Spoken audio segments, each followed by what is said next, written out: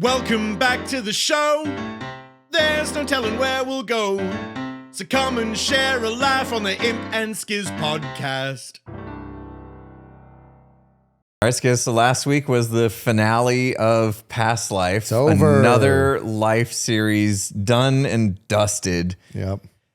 It's always a bittersweet thing, you know? It's like the life series, absolutely love it. It does take up a lot of our time, you know? I'll be honest, on recording days, I do nothing else for the most part, other than just kind of like keep my mind ready for the recording session, because it's a lot. They can be long sessions, anywhere from 2 hours to 4 hours, depending on how things go.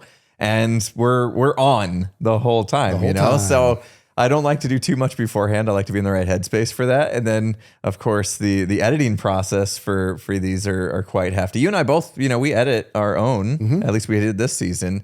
So that's the sweet part, I guess. If there is a silver lining to the season being over, is we get a little bit of time back. But it's just so much fun to record this series and be with this cast and see what genius ideas Green has in store for each session, because he holds so much information back from us that we're surprised every single session. He enjoys that. He enjoys it. I would too. Yeah. I got to do that. But Past Life was an interesting one. So the idea was that we would travel back in Minecraft time, basically, as in like we started off with the beta version of Minecraft and then kind of moved through every couple years of Minecraft updates. So every session it was like, oh, do we have redstone yet?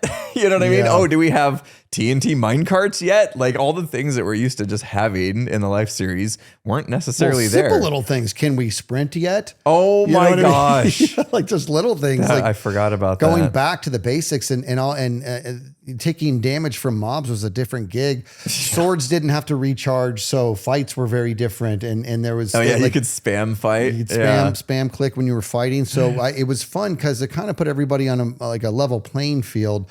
Right from day one. That was a moving target as we went through the series, but the overall recipe of the series and how it plays out and the fact that it's all improv, that was all the same in regards to who found who, what alliances were created, what angles did people come up with and stuff like that. And I got to tell you, this is the best I've ever done, and I still did terrible. What do you mean by that? I was out of the series so early, but it was still like the furthest I've ever gone.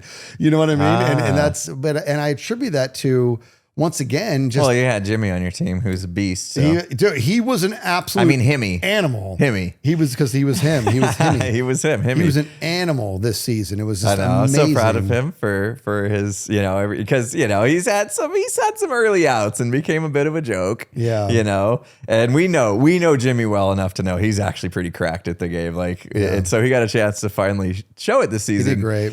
And, I don't know about you. Like, do you go into these seasons with an idea of who you want to team with, or any kind of narrative, any kind of like character you might want to play, anything like that? Or does that happen more organically as things transpire? Things play on my mind on things I think I might want to do. And every single season where I've decided what I'm going to do that season, it's never made it past the first 10 minutes of episode 1. Right. It never happens for me. And I'm just everyone has a plan until they get punched in the mouth. That's right. It's a Mike Tyson thing. It's that's true. How it feels. That's how it feels, because I kind of did. And then obviously like the second it started, it was like, oh wait, no, that's not going to work.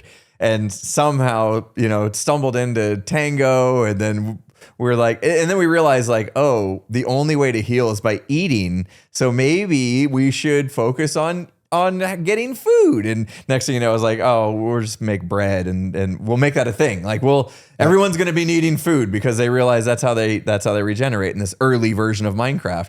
And so we're like, okay, we'll make bread and we'll be the gluten guys or whatever. And we just came up with it on the spot. There was no pre-planned. I had not talking to Tango at all about potentially teaming up or anything. He was just in the right place at the right time. Yeah. And then same thing, we came across Red, and he was in the right place at the right time. And we're like, yep, it's the three of us now. Yep. And the group just formed organically. It just in my group was because I had like kind of bumped into Jimmy, and him and I are always the first out of the series, like, season after season. And I was like, hey, let's stick together. It's just like the worst ones, you know, and we're the worst. And then I saw Joel, who, because we went back to beta, he put on his beta skin and he made him he made his skin so he looked like Shrek. Yeah, but in Minecraft, he looked like a leper. And I said, let's get him involved and we'll just call ourselves the Rejects. And so we started to create our building. And then there was Big B, and I just love the guy. And I'm like, let's get Big B. And so we got Big B, and next thing you know, we're the Rejects. And what I liked about this group is that it just felt like from just minute one, this group was instantly loyal to one another. You know what I mean? Like, we're like, yes, we all want to win, but it was more about, we really made it about having each other's backs at any given time. And so it ended up that when Jimmy really started to come to the forefront as an actual force, then the other three of us, we wanted to do anything we could to celebrate that. You know, what can we do and to the point to where he got that crazy kill on the Villies. And I'm like, dude, you are in charge now. You know what I mean? Like, you give your orders, King, because that was sick. And so it was a really tight knit group that was a lot of fun to watch it take its course, watch how that played out organically while the other groups, and you had your own tight one, but it felt like your guys were out. It felt early. My team went out way too soon. Yeah, it was pretty rough. You know, Tango, he died trying to save one of your guys. You know, you got to give it to him. He was trying to warn Big B. He saved him. He saved Big B's life and sacrificed his own unwillingly. It wasn't like he jumped unbeknownst to him. He did. Yeah, but you know, in Tango spectacular fashion with the series, you literally can't script this stuff. No, like Tango's way of going out in the series is always so funny. I'll use the word epic. Anyway, so yeah, I lost Tango pretty early, and then I didn't help with Ren's situation. I accidentally killed Ren at Tango's funeral. So yeah, you did. That's right. I didn't help the situation there. Next thing I knew, I was lost. I was on my own, and you know, the Rejects, you guys were nice. You invited me in. However, you know, Jimmy was bloodthirsty and tried to kill me a couple times. So I wasn't really sure if I wanted to stay loyal to you guys after that. I knew that obviously me being brought in as a fifth wheel, I knew that I would be the first to be attacked if you got the chance. So I knew I wasn't really safe in your group. And so I was playing the field a little bit. Honestly, you know, when Cleo and Martin came around, you know, they had a thing with Ren, and I wanted to honor that. But I still wasn't quite sure, you know what I mean? It put me in a weird spot. Like I literally I didn't have anybody I could fully trust and rely on in the series. And so I kind of hung my hat on the Lost Generation is what they were called. And I was lost, so that made sense. Lost Generation. I was lost trying to figure out what to do with myself. Yeah. So I kind of stayed loyal to them for the most part, but they ended up killing me too. So I was just kind of screwed with where I ended up in the whole situation in my team. But it was fun. I kind of got a little bit silly with the cakes, going around and delivering cakes. I like that you brought the cake, dude. You have no idea. Just, you know, I just wanted some side little quirk thing. I ate so much cake, dude. Yeah, I just plopping cakes down in front of people, asking them if it's their birthday. And then, of course, Big B's trait of the season was he was a big fat liar. And actually convinced everybody that it was his birthday, and I just happened to guess it. Like, so that was pretty wild. That made for some fun back and forth. But yeah, it was fun. You know, I had a really good time. Like, we built a pyramid inside a pyramid, covered with lava. Another one covered with lava. Like that was one of the most iconic bases. Even though that's all it was, cobblestone pyramid with lava draped over the top of it. So memorable. It was, it was with a heck of a vantage point. Yeah, we got up. We got a chance to see, you know, over the top and see what was going on. 360 view. We plopped ourselves in the middle of the map, which was good and bad. Like we didn't have a minute of peace to ourselves to like strategize without somebody hearing it, and then you know they would know if one of us was Boogie or whatever like immediately. That's the reason why Tango went out so soon. Everyone walked by when we were making plans for him to kill someone as a boogie. That and his attempts, were falling short. But poor Tango. That's the life series, man. Like every time I think I have a smart trap or escape mechanism, they just never work the way you intend them. I spent a good portion of the last episode devising escape routes as if I was going to be chased into my own pyramid, because I assumed the server would come after me. And I was preparing for, I'm going to retreat to my pyramid, because it was my base then. I was the only one left on the team. And if that happens, I have multiple escape routes that are also traps. So like I was trying to think ahead, and I did all that work, never once used it, never got a chance. Nobody ever chased me in the pyramid, but I had to set up just in case that happened. And that happens season after season. And that kind of feels bad when you put that much work into something to never have it even get used. But that's the nature of the series. You know, I have a trap on that server that never went off. The door trap. in the forest. And that I thing, almost opened it on accident when I was asking you about it. Oh, I had it so that wherever you were standing to open it, that you could not open it, and you were without and survive. It wasn't going to happen. Yeah. And it never went off, but that's just the way it is. Now, we had a lot of good time on this series, as we do every series, and I imagine around now, anybody who's watching is wondering, why have we not seen Grian pop up? We're on the couch. Like you did with the wildlife you would have recap. expected it. His And face just kind of faded in out of nowhere. Yeah, and here he comes. Grian, come on. Hello? Right. We're doing something a little bit different. Got a bigger treat for you this time. We actually had the good fortune to meet with Grian and the two key devs of this series, of this season, and wildlife. Henkel Max and Bread. And so we got to meet with them and really kind of peel back the curtain a little bit more on what it takes to pull off this magic, and what a conversation it was. Yeah, you guys have no idea how much work went on behind the scenes from a development standpoint, but you're about to find out. All right, so we're here, and we just recapped what Past Life was like, and we got to talk a lot about what our experience is on the show, on how we get to be these cast members, and the narratives we try to create, and the improv and everything. And one of the things that the entire cast of the Life series gets to do is show up.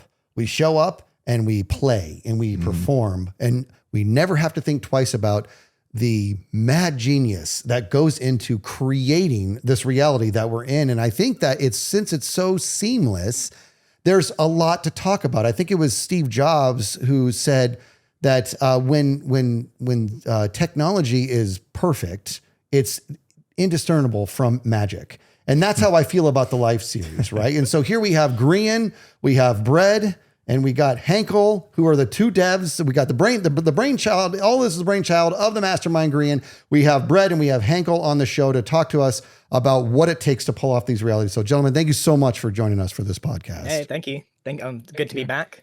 Yeah, you are. He is back. Yeah, you surprised us on the last one, right? Yeah, he disappeared. Just showed up on the wall behind us. Yeah, that's amazing. We got the magic makers in the house. The stage designers, basically. Yeah. Maybe I can introduce these guys. Please do. Because they're existing members of the community. They're not unknown. You know, Henkel, Max, and Bread have both worked on the voice mod, which, as we know, has transformed the way Minecraft content has been made. Like, big time. There's a distinct difference in Hermitcraft, like, before voice mod and after voice mod. And, you know, these are the guys behind it. And I found them essentially through Hermitcraft, because they're such prominent members of the modding community. Did I just approach you guys? Like, you guys like have you kind of sit on the Hermitcraft Discord in like a mod channel and modders, because like we have a bit of a back and forth. And I think I just contacted you. Is that right? I actually can't remember. I think that was before we were on the Hermitcraft Discord server. I think you just sent me a friend request on Discord, I think. Oh yeah, so I was looking with something like wildlife and the amount of work that needs to go into it. I was really looking for magic makers, and I think because I knew you and your work, I think I literally just got in touch and just tried my luck.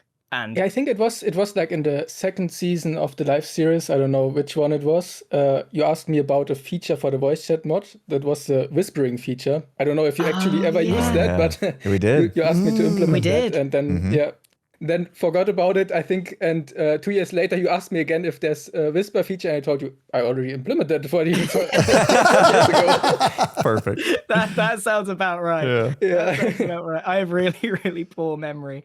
Yeah. That sounds about right. So yeah, these guys have been in the community a long time, and with wildlife, the idea behind it, it required a lot more attention than the previous iterations. So I was looking for someone suitable to take on that job, and I landed with these two guys, and it's been game changing for the live series. No I'm on question. it. No question. I'm basically going to spend the whole time praising these two, just And And for they good deserve it. reason. Yeah, and good reason. And please forgive me, my ignorance is going to show through. I want to back up a little bit. Are these the two gentlemen who are solely responsible for proximity mod? Yeah. The voice chat. Are you kidding me? Okay, so for any, I'd actually say that Henkel's more responsible for that than me. I came in around when voice chat already existed. So I came in around the transition between version 1 of voice chat and version 2. So Hermitcraft picked it up in version 1. I came in shortly after that. Okay. And I helped with the rewrite to version 2. Awesome. So voice chat is mainly Henkel's brainchild. that's amazing. That is so. So that I want to tell you right now. Thank you so much for that, because Yep. I am a super gabbermouth. I like to talk a lot, and the fact that it's become so second nature when we're on the server that then I can't. I'm genuinely embarrassed here. I'm in front of greatness. I had no idea that It's almost hard to remember what we had to deal with before it now. Yeah. Because we've used it so much in the past couple years. But like before, you would walk up to somebody on the server and you would want to talk to them, and you'd be like, hey, quick Discord call. And then you would pop over to Discord, establish a one-on-one call with the person, and then have your collab there. And then you would, exit the call and be on your way. You run into somebody else, quick Discord call. We had channels in Discord for voice channels for people to pop into. It was a nightmare. It made it so that like we didn't have all these ad hoc conversations. And then as soon as the voice mod came out, it changed everything. It just changed the way we interact. Everything. It's huge. It made it so much more organic. It actually just changed the complexion of collaboration in general. And now we're in front of the person who. Yeah. I'm a little shell shocked here. I'm going to move on, because I'm embarrassing myself. But this is amazing. This is incredible. So let's go to. That's a basic reason why I actually coded the voice chat mod. I've always watched Hermitcraft. I think I started watching it in the 3rd season. And always, if there were a lot of people talking in Discord, and if 2 people or more people talk at the same time, just Discord's quality goes down a lot.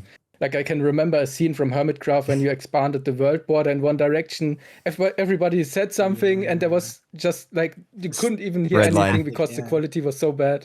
Then I thought, if I could do that better with an actual in-game voice chat with a better quality.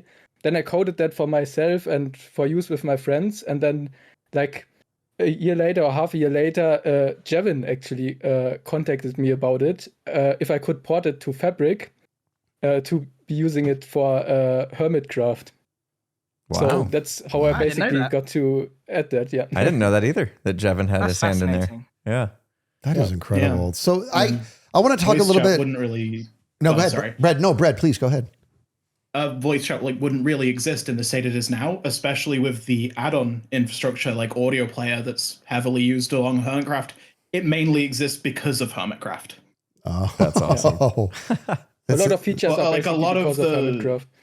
Yeah, a lot of the features are just added because we see Hermitcraft and we go, oh, it'd be really useful if there was this feature. Wow. So, For yeah. example, groups were requested by Exuma. Then we implemented groups. I think a lot of other things, I can't think of them at the moment. Well, but we can talk about something a little later on that we added because of the live series, Oh right? yeah. Yeah. Yeah. The newest features. Yep.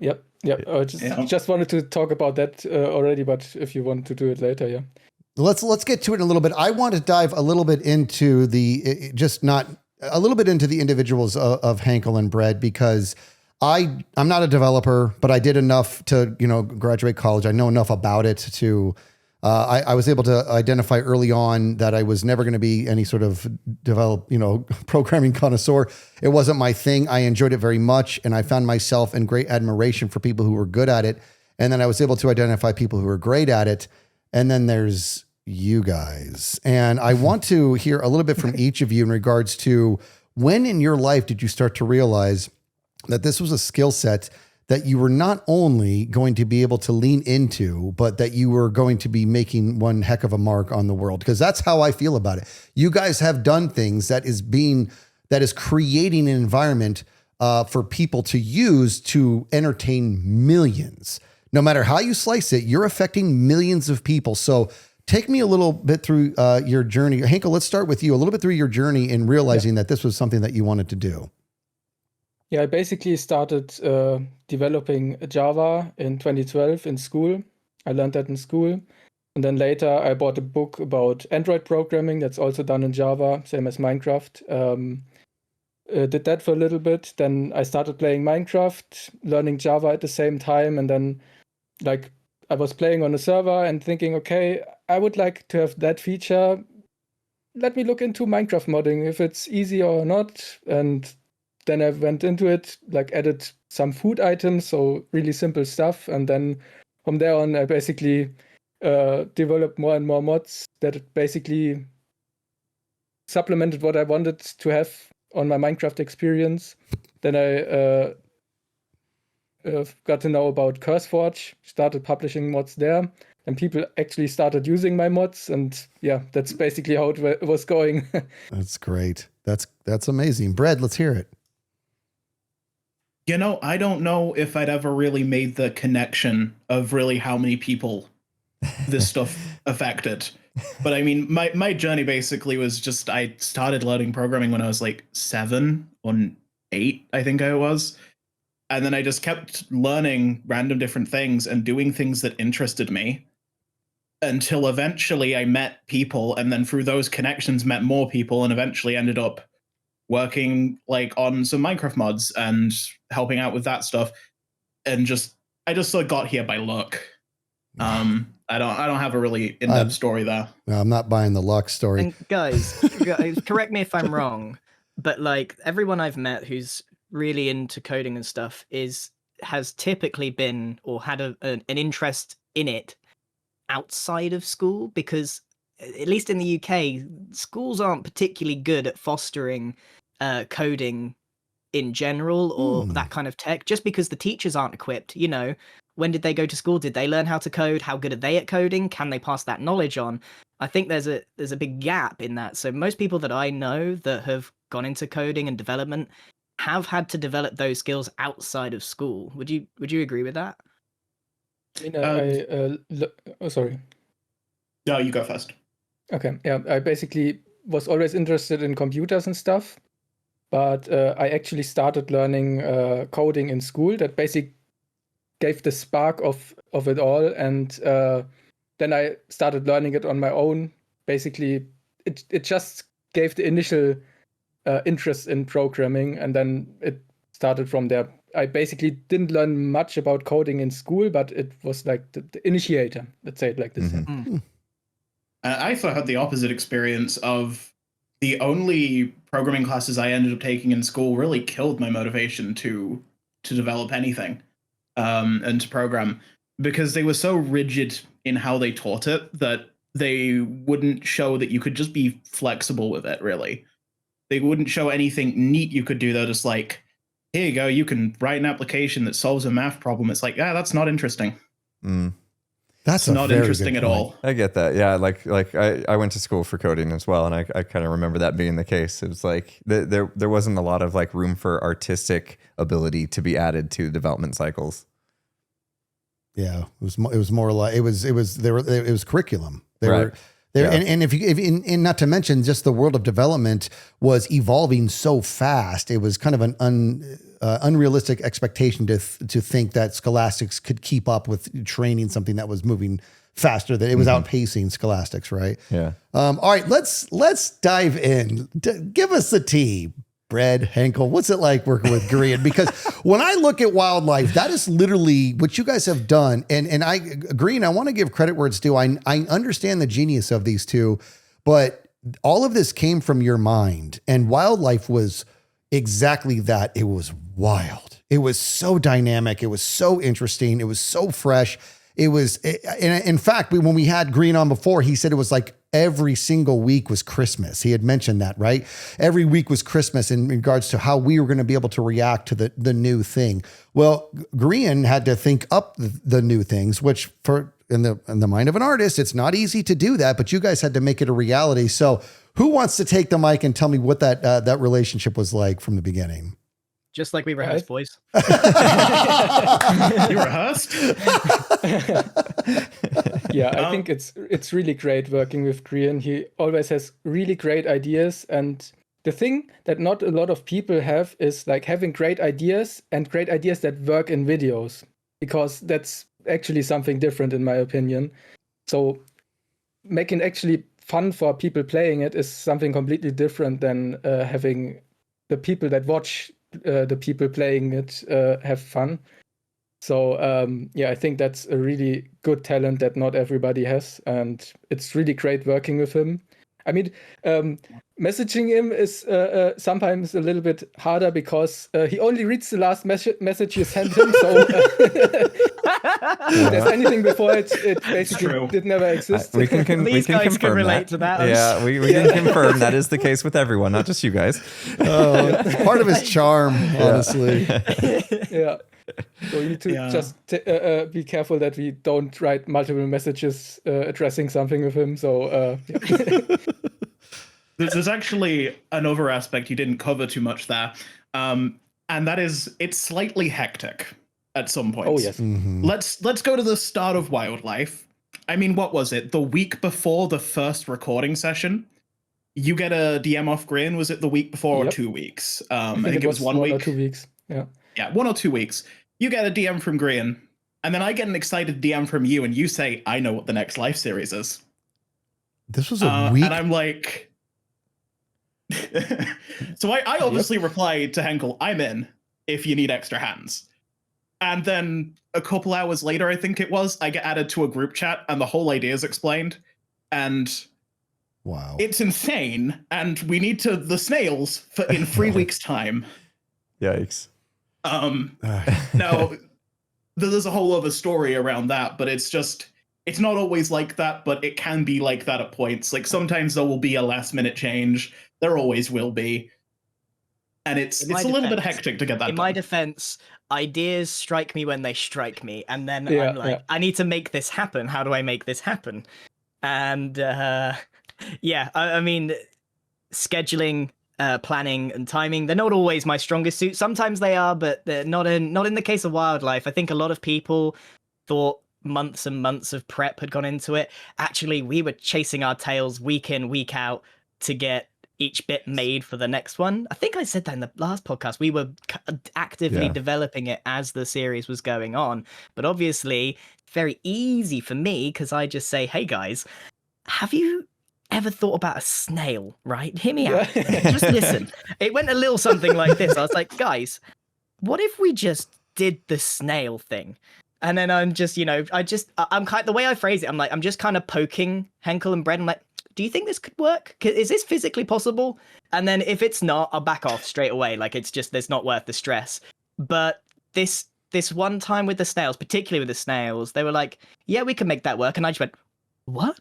Well, now we have to do it. Amazing. And then, so here's the thing from my side of working with these guys is they do everything. Like, so I will describe how it works and they'll ask supplementary questions about this, that, and the other. And then they'll come up with questions that only someone designing it would ask. And I go, oh, I didn't think of that.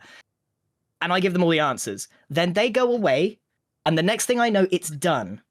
It's just done, and it's so incredible. And I'm not used to this kind of. And not only that, they've tested it, and it works, and and they let me know. Oh, we know about this bug, and this bug, and then before you know it, it's time. And I'm not saying it wasn't stressful. Like these guys really put a huge amount of effort in, and it was really stressful. And we spent a lot of time really honing everything in. But honestly, it's such a breeze working with these guys. Really, really like. Perfect. I don't know how else to describe it. And seeing my craziest ideas come to life is so much fun. Yeah. It's so much fun. I just can't imagine what it's like to be the developers when we're like, okay, it's go time. Episode 1, we're going to hit record.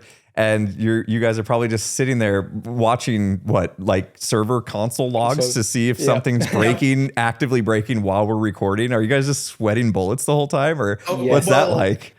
Yeah, for Wildlife it was just console logs, but actually for Past Life we had a lot more data that we were monitoring every session.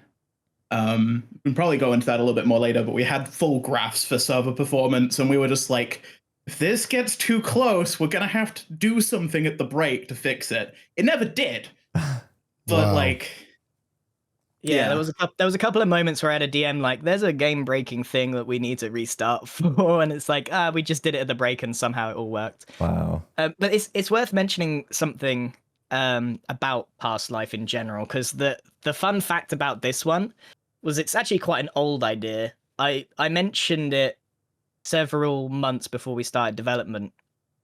And I was mentioned it right after Wildlife. Exactly, straight after Wildlife. I had this idea for a while, and I pitched it, and they told me it wasn't possible. They actually said, no, it can't be done. That the versions are not compatible. They don't work very well. Like, there's so many things, and I didn't fully understand why, to be honest with you. But then a few months passed, and I asked again, and they said, no, we've looked into it, and it's not possible. And then it got to maybe Christmas time, and I was like, guys, I can't get this idea out of my head. Let's try and make this work. I'm willing to put the time in to explore it. And then they did, and then they went away and came back and said, we think we can make it work.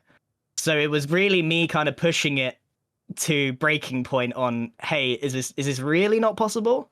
But it was such a difficult task for reasons I'm hoping that they can explain. Yeah, I want you guys to dig into that, because last season we did a recap of Wildlife and talked about how crazy it was that you basically reprogrammed the pathfinding for the snails to make it more efficient to not crash the servers, because mob pathfinding was terrible in the game at that point.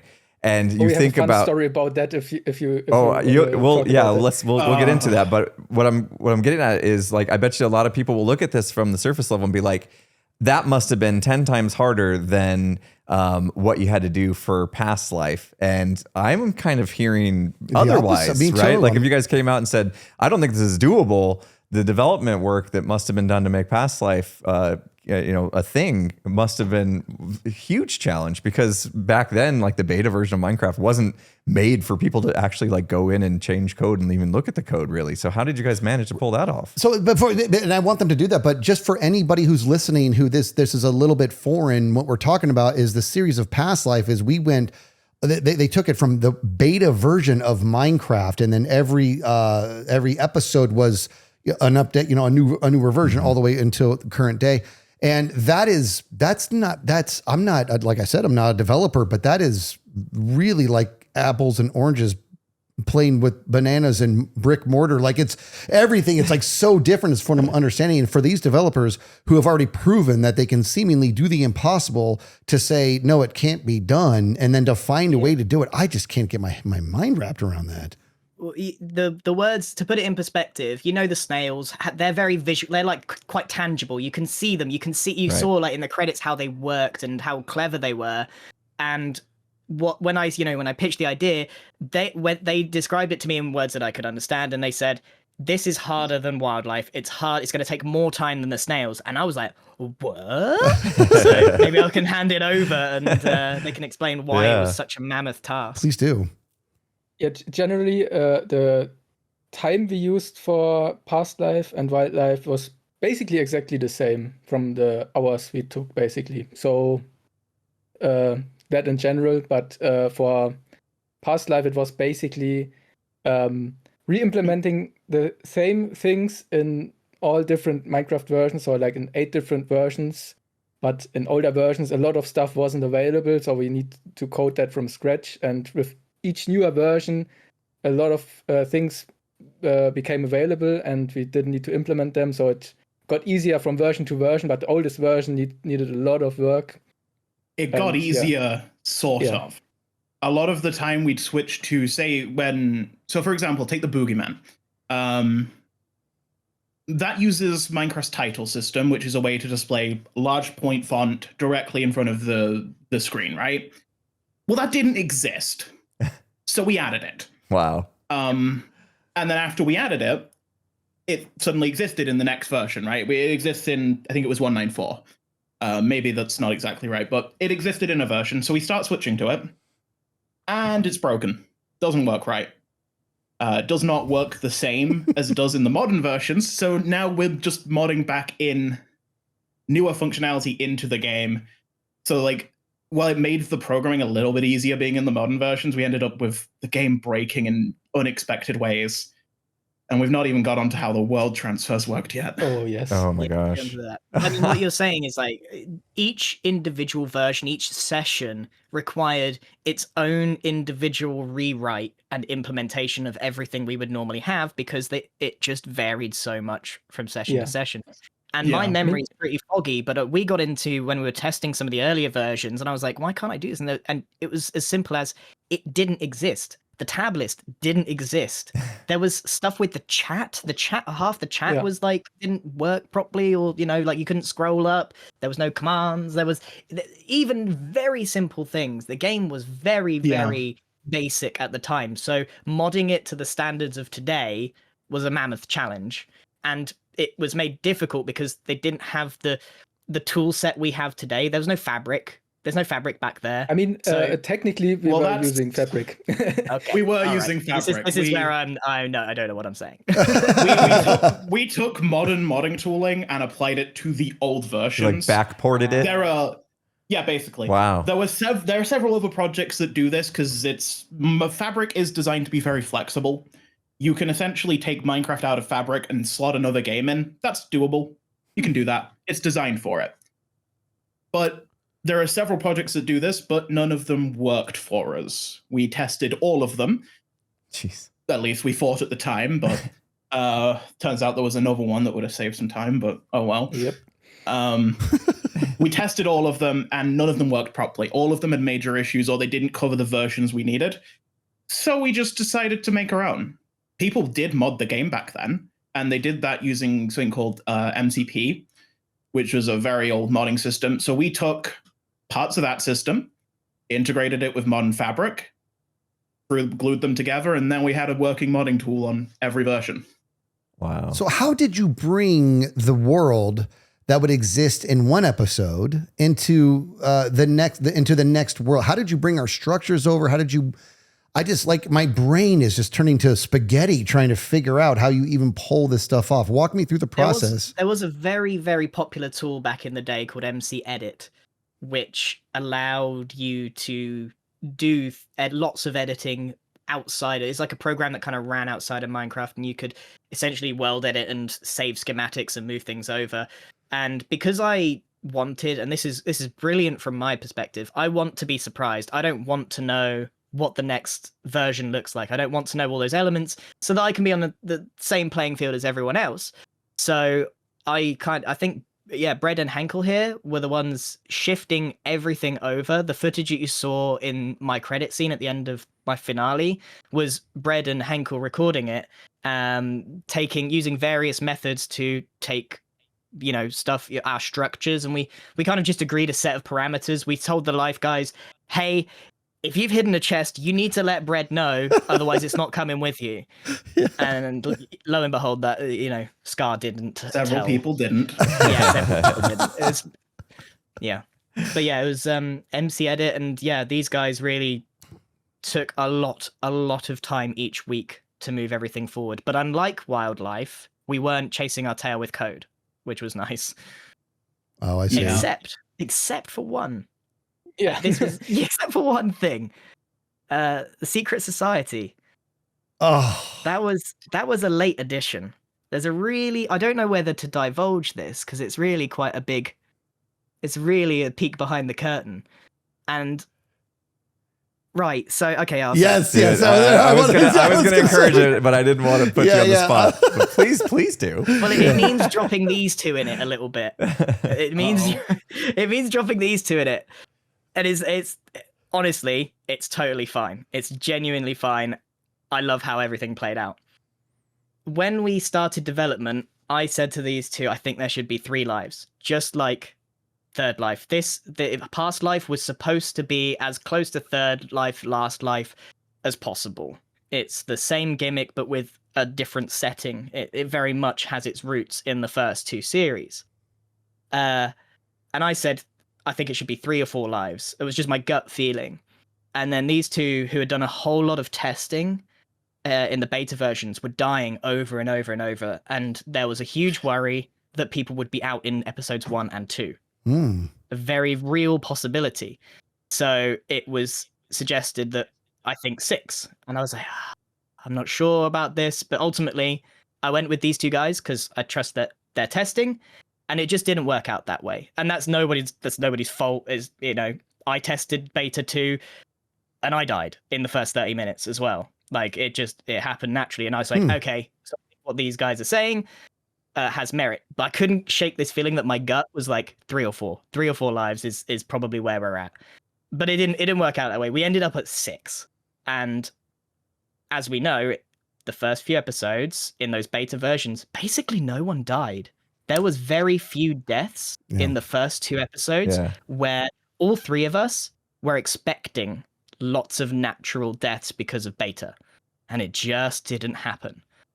And so there was this real sense of there's a lot of lives. There's a lot of lives at stake here.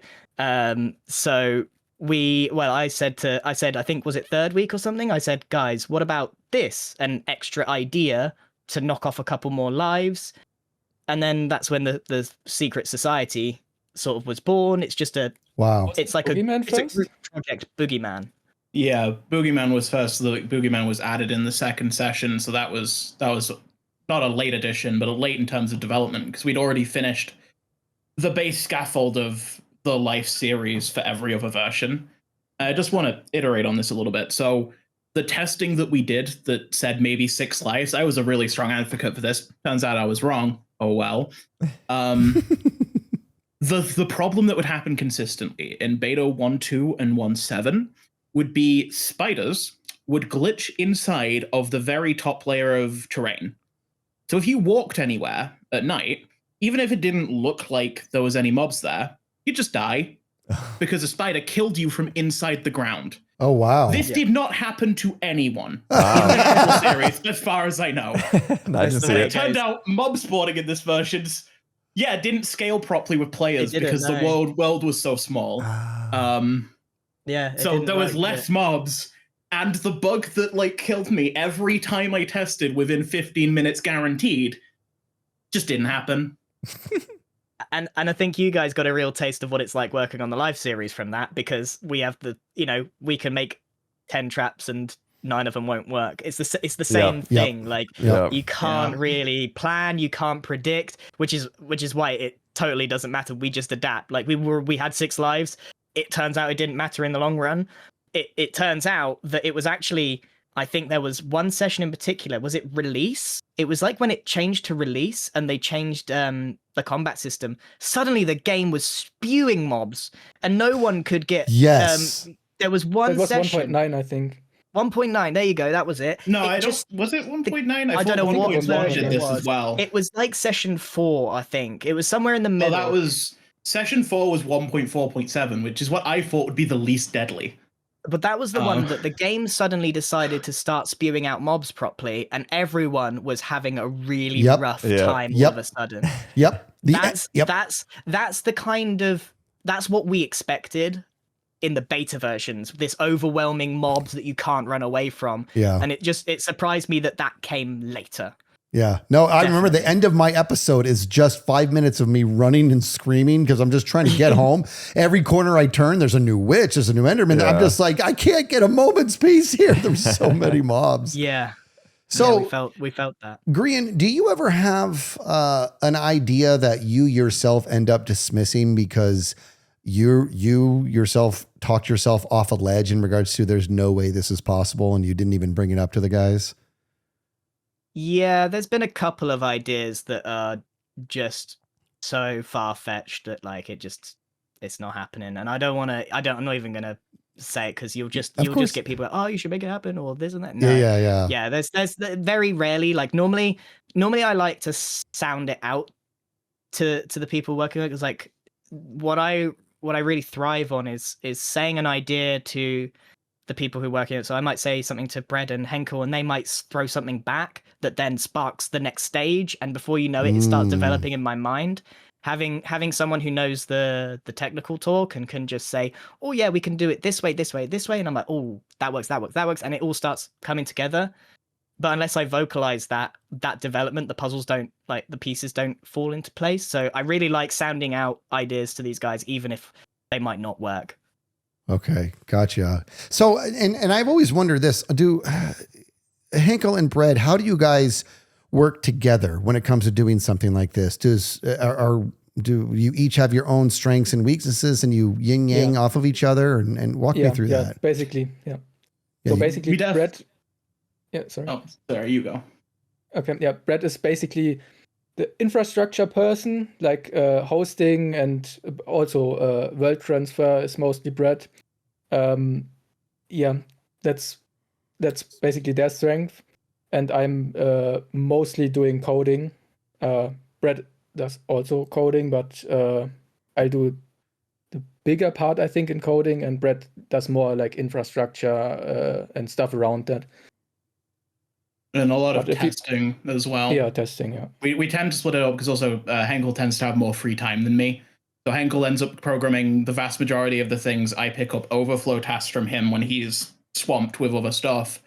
And then I also do a lot of the infrastructure testing, managing, so to pull back the curtain a little bit. So every week in the Life Discord, I would go post a new zip file. That zip file was a instance for Prism Launcher, and that was pre-configured by me to just work in theory. Martin had issues, and it's, I think, because he changed some settings in the launcher, but yeah, it was awesome. I really appreciated that. And like, Me too. you know what else? You know what else? Like, it is such a stupid small detail, but the icon having the session number on it every single time, custom made, like just made me smile every time I installed one of the zip files that you gave us. They made it, and I'm not even. I'll be self-disparaging if I need to. I don't care. They made it Skizz proof.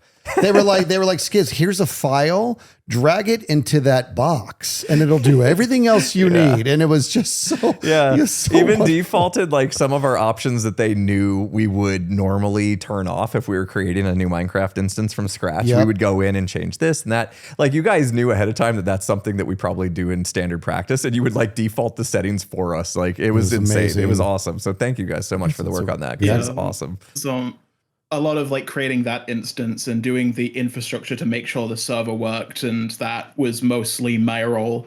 And my strength is like infrastructure, and particularly anything networking related, stuff like that. Henkel's strength is just purely being able to take a task and then go fast through it. It's amazing. This is what I'm saying. Like every minute detail is thought of without me having to say to them, "Hey, can you do this? Can you do that?" They just think of it. They're so proactive. They genuinely so proactive. They think of things that I could never have dreamt of, and it makes everything really painless. And I'm so grateful. Even like the icons and stuff. I did have a word at one point. I think Bread said something like, "Oh, can they just drag this file in here and here?" And I was like, "Bread, this group don't know how to read." True. I did. I was true. So true. Yeah. To explain that, I was wanting people to update the mod jar specifically inside the instance. And that was because I didn't want people to have to reconfigure their settings. I knew some people had already opened it, logged onto the server, because I'd have it up for people to test usually. Sometimes we didn't if stuff went wrong, but I'd have it up so people could log in and test, check their settings, log out, call it good, and then I'd reset it before the session. So I knew some people had configured their settings. I didn't want people to lose the time they'd spent doing that, but overall probably should have just not bothered. Yeah. Also, Prism Launcher came in really handy with this. Green was skeptical first with Prism Launcher because Green hadn't used that before, but I think some of you already used Prism Launcher. I had think before, yeah. This is where I was like, I trust you guys. That I downloaded it, and it was a lifesaver. Brilliant. Yeah, Brilliant. Prism Launcher is really a great launcher. Yeah, we could not have made the modding environment work on the normal Minecraft launcher. It would have taken 10 times as long and caused 100 times as many issues. Oh, wow. No, Prism was good. It worked out really good. No, we didn't really talk about we talked about how important the voice chat mod was in relationship to like us using it on Hermitcraft and stuff, but you guys ported the voice mod into beta Minecraft. How hard was How? that? Like how? Well, that's where we cheated. Yeah, that's not actually voice chat mod. What? I basically completely recoded the voice chat mod from scratch. I used some parts of it, obviously, but basically this mod is completely written from scratch, and it was designed to work without the game. So the server and the client of the voice chat mod basically didn't need Minecraft at all, because at the start we weren't actually sure if we are able to mod Minecraft. So to have an actual fallback, we coded the voice chat mod to be working completely standalone. So we could technically do the sessions in the old versions without any modding. But then we got it to work, loading mods and stuff. And then I added features to basically get the position of the player and make icons show up and basically have it more interface with the game than adding GUIs. I didn't know if that was possible at the start. So this voice chat version is basically a completely standalone version that could have been plugged into any other Java game if you wanted to. That's where you also might have noticed there were some minor audio issues that I didn't manage to solve. Yeah, I don't know. Brad, you can elaborate on that a little bit. I didn't notice at all. Me neither, dude. It was like there were issues with little tiny dropouts and stuff like the volume equalization had some problems. Some people were saying, and distance fading wasn't quite as it should have been. But it didn't. We're not sure why, because in every test we did, it worked fine. So it's just the Magic Life series scenarios where green can never be boogeyman, mods always break, and what you expect to happen never happens. Right, should we nip that in the bud? Because everyone's saying that the randomizer that you guys coded for boogeyman is faulty. Can you just clarify it's not? It's genuinely a completely fair distributed random system. It does not have any bias to anyone. And it's that's probably the problem. Random choice. This is what true random looks like in video games. You get the same thing over and over again sometimes. I'm still going to complain about it. I'm still going to complain about it. I've been boogeyman once. Yeah. I can't imagine what it's like being green or Skizz never. I couldn't imagine. Yeah, I've never been it, but some people have been it like several times. Scott was like 6 times in this series alone. Absolutely insane. So to pull back the curtain, on the session where there was the double roll of the boogeyman, I ran it and then immediately sent a message to Green like, I don't know if you wanted a duplicate boogeyman, but you got it. Oh my gosh. You might want to cut and then re-roll it, but no. You gotta let it ride. What happened? Let it ride. It was random, so let it ride. That's what happens most of the time. Hey, you know what? On a casino roulette table, sometimes the same number hits twice, and then you wouldn't think it possible, but and there's like 60 options, not, what do we got? Like 15 or something, 15 of us, and then it'll hit twice. 16. It has 16 of us. Yeah, but remember reds can't be boogeyman, so that does go down as the game goes on. That's true. So a testament to the dedication to quality that the devs have is I had mentioned in passing that we were just talking about the proximity mod, that I was having some struggles in regards to somebody who was, far away, sounded like they were 2 blocks away from me. And I was like, so I just kind of move around and Brett was like, no, I want to figure this out. I'm like, it's not that big of a deal. And Brett's like, yes, it is.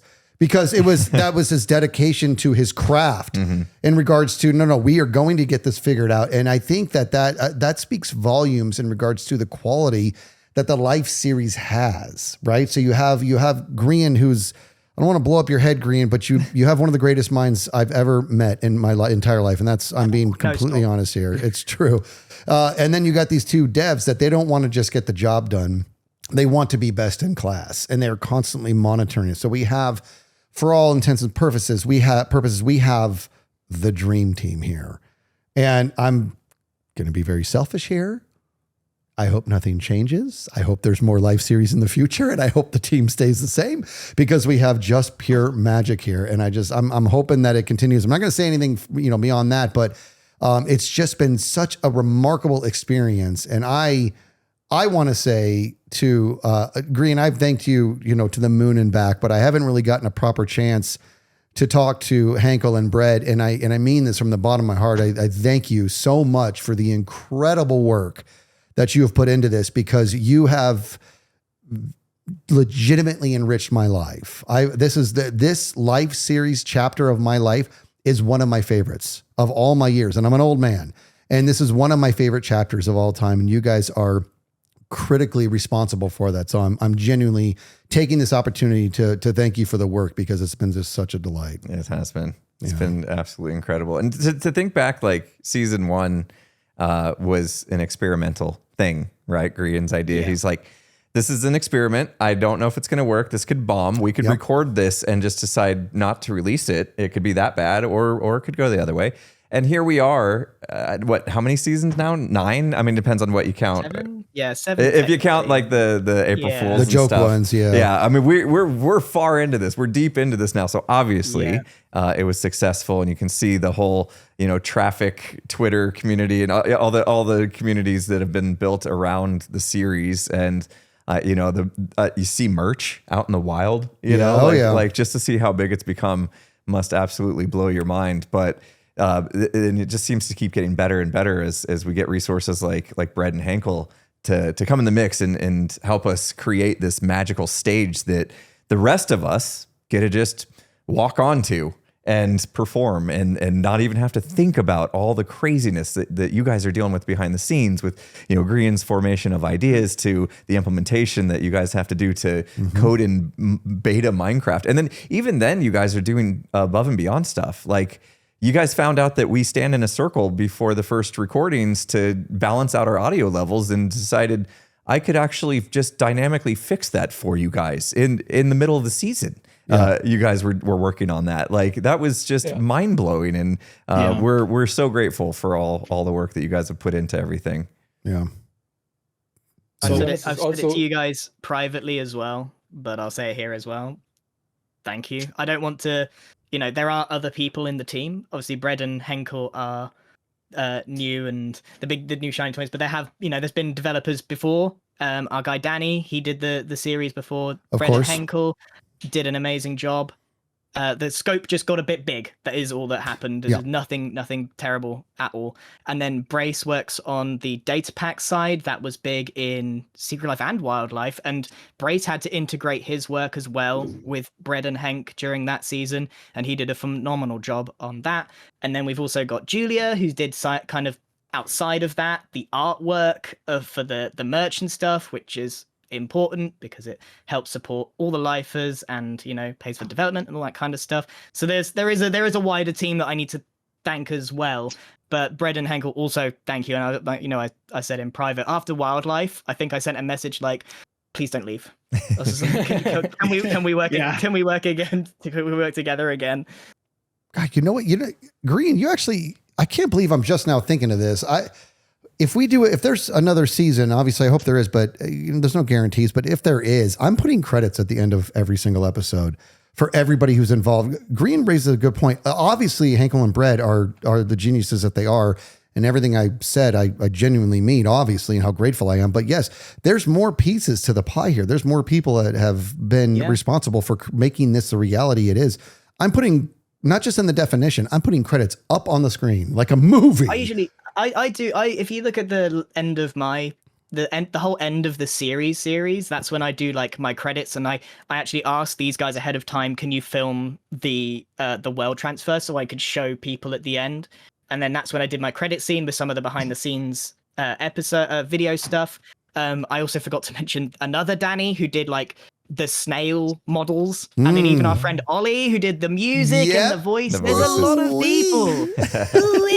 There's a lot of people that have worked and donated their time to this project, and it's as time has gone on, that team has gotten bigger and better at what they do. A lot of people want us to kind of just redo Third Life, Last Life, but I want to say that we would never play it the same. We've been playing this too long now. A lot of people we didn't know what we were doing when we first started. Like, we didn't play Minecraft in the same way. So even if we did a rerun, Past Life is about as close to Third Life as I think it will get. You'll just end up comparing it to the first one and you won't get the results you want. And I don't want that. I don't want to tarnish. I don't like that. Again, comparison thief of joy. Big time happens with this series. Everyone's comparing every season to the other.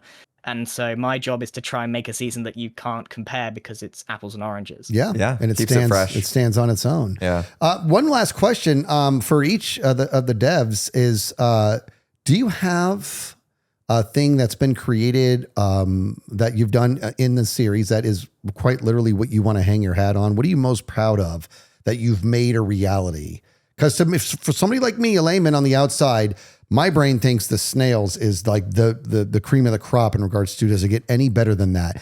And of just creating pathfinding from the ground up, that was like, I couldn't escape the freaking thing. Trivia bot Mary Poppins into the scene was also really good too. But there's and like Green said before, a lot of this is like the visual stuff. Like we think of the visual stuff because that's what we see and we live in the game. But like even if it's like getting the voice mod to work outside of the game for beta, or whatever, like what is it that you guys would just be like, I'm so proud of myself for figuring that out?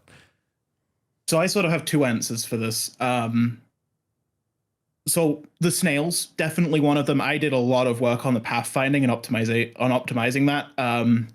Little quick thing about the snails is right before the session that they were supposed to come in on, we were testing them hours beforehand, like literally about 2 or 3 hours before we were doing final tests. 1.5 hours before starting the recording.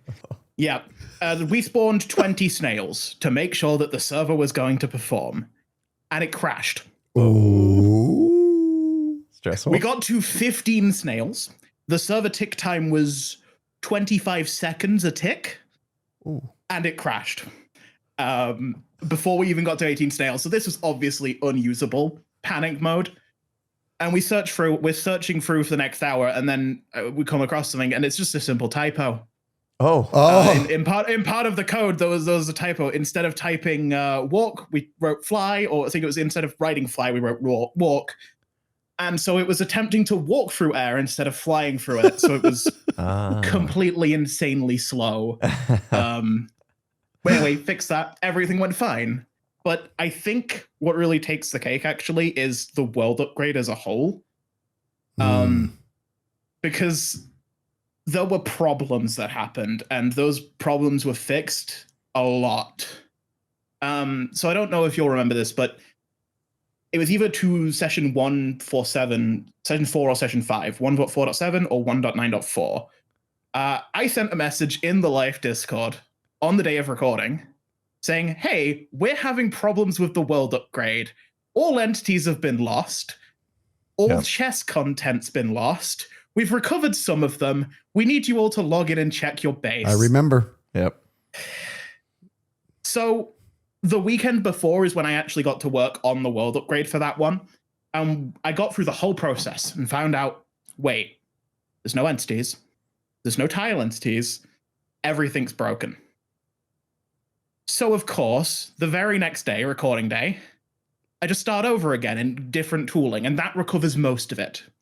But a lot of chests were still missing, especially the L base, like all of the chests in there, completely gone. The pyramid. So, yeah, and the pyramid. There was a couple of chests in there that were gone. So we start rebuilding them by hand after. Yeah. So it's me and Hankel logged onto the server literally up until the point when you're recording. Like we logged off after everyone logged in that day, I think it was. So like people were logging in and we were still doing some finishing touches. And we're rebuilding these chests by hand, basically, looking at the old world and copying over the items. So I don't think anyone noticed, but the durability on some items reset in like the chest in the L. No one noticed, but I didn't notice that. I remember you guys asking that, and I said, "Yeah, I'm missing this double chest." And I sent you guys a chest of like nothing but netherite armor. Didn't even exist at that point in the game. That's what made it funny. Yeah, these guys are stressed out their mind, and everyone's just like, "Yeah, Fred, where's my chest of diamonds gone, dude?" Yeah. I think Henkel actually responded to that one with just a chest of missing texture icons. Yeah. That's right. That's right. Nice. Henkel, you have a moment you're most proud of? I think the most fun thing I implemented was the superpowers. It was yeah. actually that was the most last minute thing I did. I think. That's right. Yeah, I went on a LAN party on that week, so I basically had 2 days to implement all superpowers. And it's not like a single thing, because you need to have a superpower for every single person, and it's different for everyone. And like in 2 or 3 days, I basically implemented all superpowers, and it was really fun to see like everyone having fun with their superpower. It was really nice. I remember that time. He was an absolute machine. So he warned me. He was like, Grian, he was, the equivalent of speaking in bold to me, which is what I need sometimes. I could, like, even though we're not looking at each other, I could feel him looking me in the eyes and say, Grian, I have 2 days. I need everything, all the information. So I give him all the information. He goes into just concentrate mode, hyper focus mode, and he does all of them in like 2 days, and they're just brilliant and fun, and they work. That was one of my favorite episodes ever to make. And I was already out of the series by then. Mumbo and I were the only ones out of the series by then, but I was still factored in because he gave Cleo the ability to summon the dead as their minions. Well, that was one of my favorite ones. That was one of my ideas that you guys had gone, and because we were chasing our tail, I could have never pre-planned that superpower, because I would have never expected people to be gone at that point, right? Right. So like, well, maybe I wouldn't have. I couldn't guarantee it, right? So I can't make a power. Imagine you had the power to raise the dead and no one had died. Yes. Yeah, exactly. Yeah. So because we were chasing our tail, I was like, well, hang on.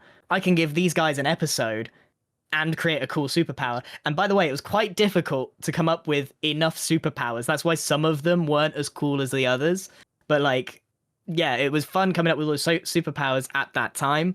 And yeah, the zombie one was one that was only working because there was 2 imbeciles dead. He's not wrong. And that's what's funny, because it's crazy how many of the people out there who are fans think that the show is scripted. And not only is it completely improvised, but to the point to where even the development has to be improvised. Yeah. You know, I mean, that's insanity, right? That makes us seem a bit unprofessional. They're the professionals. I'm the unprofessional one. To be honest, it's really fun. Like everything related to development with the live series is really fun. Grian always has challenges for us that are really fun to solve and not like frustrating or something. It's always really fun, and we are really having a blast doing all this. It's great. I mean, it wouldn't work any other way. Imagine if the live series was scripted and everything was planned. It just wouldn't work. Wouldn't feel natural. Like, and if we didn't develop reactively to what is happening, then, well, it wouldn't work either. Right. Yeah. You'd have features that didn't make sense. You wouldn't have the features that were needed. It just wouldn't work. Yeah. Agreed. Yeah. For example, putting in the nickel meme in the quiz bot for Jimmy and making it that only he gets it. Yeah. That's so good. That was fun. Yeah. Lots of little things like that. You know, I remember the wildlife one. Yeah, the trivia bot one in particular. I was really trying to drill home to these guys, like, this is just a quiz show, and the actual base content is really boring. Like, answering a question is not that exciting. So I was like trying to drill home to these guys, it's all about the show. It's all about the theater, which is why I had so many weird specifics about, I want this guy to Mary Poppins in. I want there to be lightning. I want there to be a theme song. I want him to be designed in a specific way. And all the members of the team came together to produce something incredible. I love the trivia bot. I would love to bring him back at some point. I don't know how, but I love that character so much. That trivia bot had its own personality because I was working so friggin' hard on sneaking into a base for the longest time. I was only chopping blocks under the base when I heard somebody talk, so they didn't. I got close. I was ready to set my trap, and here comes my trivia bot from the sky. It just puts me on blast right on top. Trivia. So funny. The music really made the trivia bot like so good. So the music was added fairly late, actually. I mean, I don't exactly remember when it was added, but basically we were sat there with Ollie in the call, and he had a draft, and he was working on editing it to make it work and stuff. And we were showing him like in game how it worked, and it just didn't feel good without music. Yeah, without all, music, all in the without theater. it just did not feel right. And I wasn't sure. Like I didn't say this at the time, but I wasn't sure it was going to work. But I was just trusting the process, and I was surprised when it came out as good as it did, because it was rough without sound. Yeah. And huge credits to Ollie. He really like went on the server, checked it, like recorded the trivia bot landing and doing stuff, and timing it and changing the audio so it fits the animations perfectly. He was really involved with it. It wasn't like, yeah, make me some sounds, I'll put them in, because it was really a back and forth and checking if it's right, volumes, and who could hear it. So if there are two trivia bots next to each other, not both theme songs should play. Then it only plays for the one that's closest to you, that you don't have like spamming sounds. Wow. This I is- would have this is the never part thought of where- that. We This went to is the bit I don't think of, right? Yeah. Henkel's like, oh, this is gonna spam everyone near. I'm like, oh. Yeah. And then I was like, okay, so he's gonna spawn from the sky and there's gonna be music and stuff. And Henkel's like, so what if they're in a cave? And I go, It's absolute fact. dream team here. I Yeah. swear. No question. Fun fact, that there was once Mambo stood on like what was it? yeah. The Green Space or Rails. something? It Or was on the rails on the top of, so with Green Space and Wildlife, there was the rails at the top for distributing TNT minecarts. Mm-hmm. He was stood on that. And the server just completely lagged. It was like barely playable, and we thought, what's happening now? And it was basically trying to spawn a Quizmaster every tick and looking around where it can spawn, where it can land, where it can reach him. And it was like one line of code missing that it wouldn't spam it every tick. So we messaged Krian, tell Mambo to go away from where it's currently. Got this message is like, get Mumbo off that rail, and like Mumbo just standing there like a lemon, not the one man that can't stand still, standing still on a rail. At the worst The possible whole server, time. like barely playable. Oh my gosh. Yeah. That's so funny. though, Mumbo standing on a rail almost took the server down. That's I think if he stood there for longer, it would have crashed. That's amazing. See, the nuances that the people don't see. Yeah. We're in the cast and we don't see it. I know. I had no idea what was going on. Yeah. That's There was a crazy. few things in Wildlife in particular that we coded and we never got to see. I can't remember what it was. There was am I right? There was some stuff. The snail transformation animation. Oh yeah. Yeah, we never got The to see trivia that. bot would collapse and transform into a snail. There was a special animation for that. Oh, Yep. right. There is one place you can see it, because it's not in any Wildlife episodes. Ollie made a music video Yeah, for the that's right. snail and showed it, which, I mean, he recorded on my test server, actually, funnily enough. I think there did was some Green pass that punishments. to us when Yeah, I used it in the yeah, last. so Green mentioned that when Yeah. last time we did a recap Yeah, on the it Wildlife. was incredible. And we made sure, I think you put it in. I did. Yeah, on Yep. the podcast as well. So So two places. I might actually still have it, actually. Yeah. Yeah, 2 places, yeah. Yeah. Yeah, there was a couple of punishments I feel like with the trivia bot if you got it wrong, because it gave you a punishment. This is the nuance of it again. The trivia bot gave you a punishment based on your life.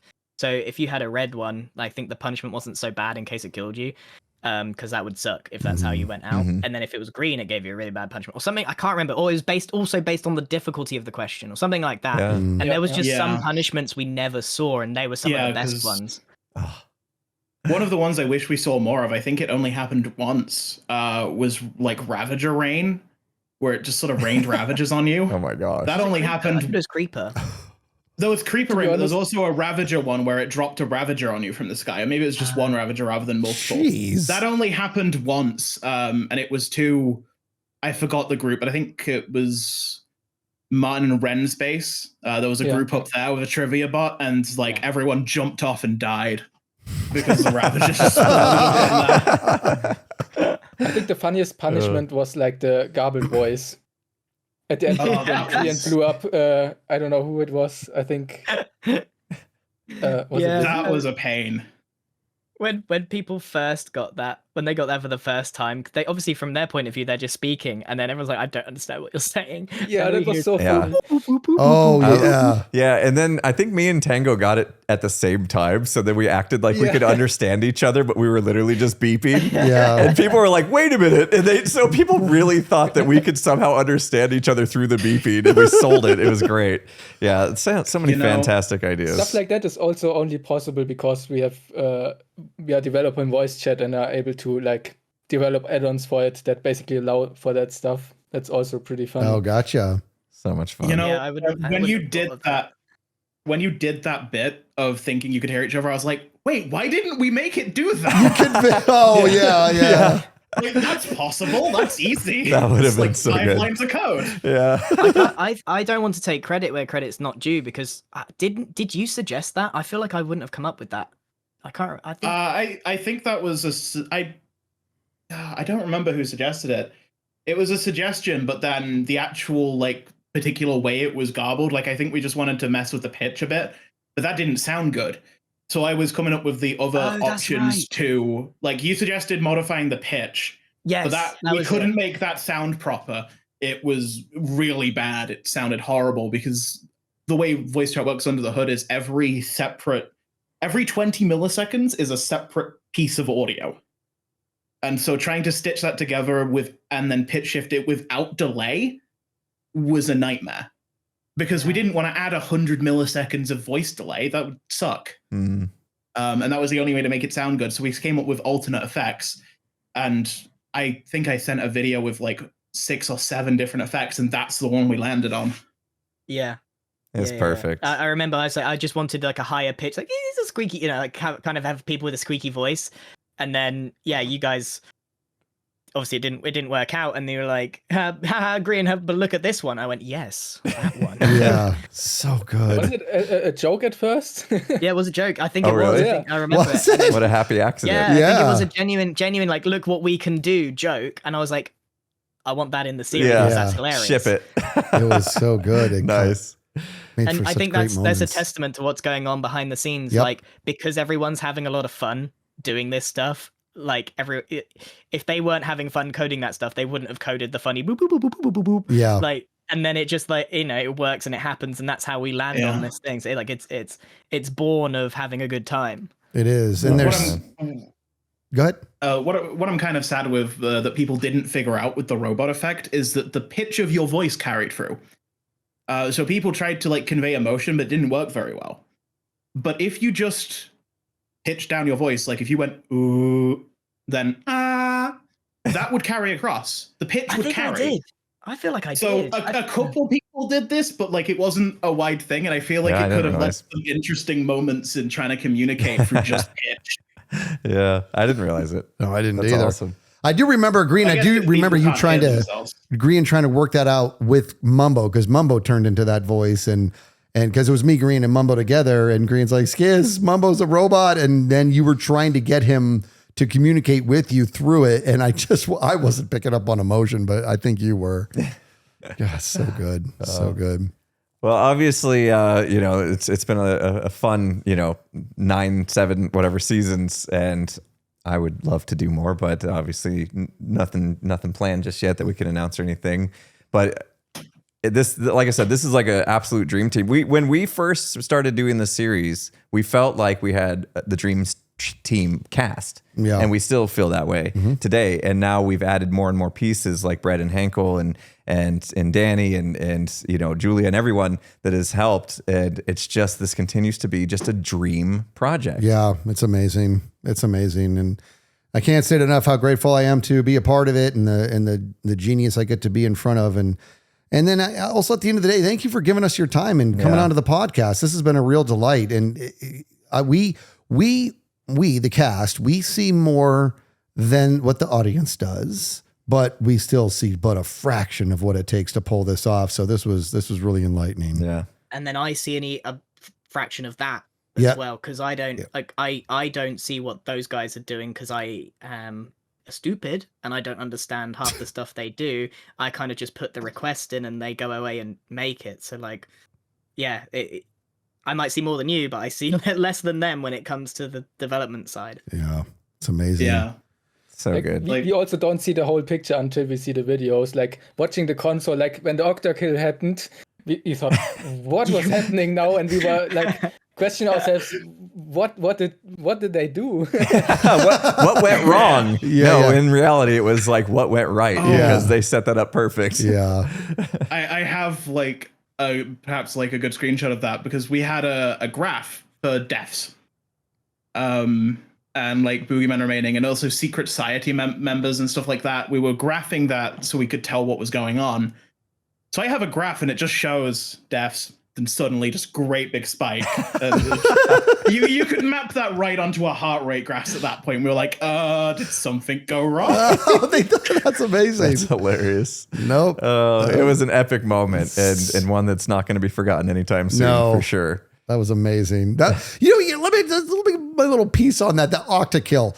That was literally one fraction of a second after like the proudest I've ever felt because I won whatever stupid game that was. You made it to the top. Yeah, first. I got to the top. I'm like, I am the king, and then I'm falling to my death along with 7 other people. Oh man.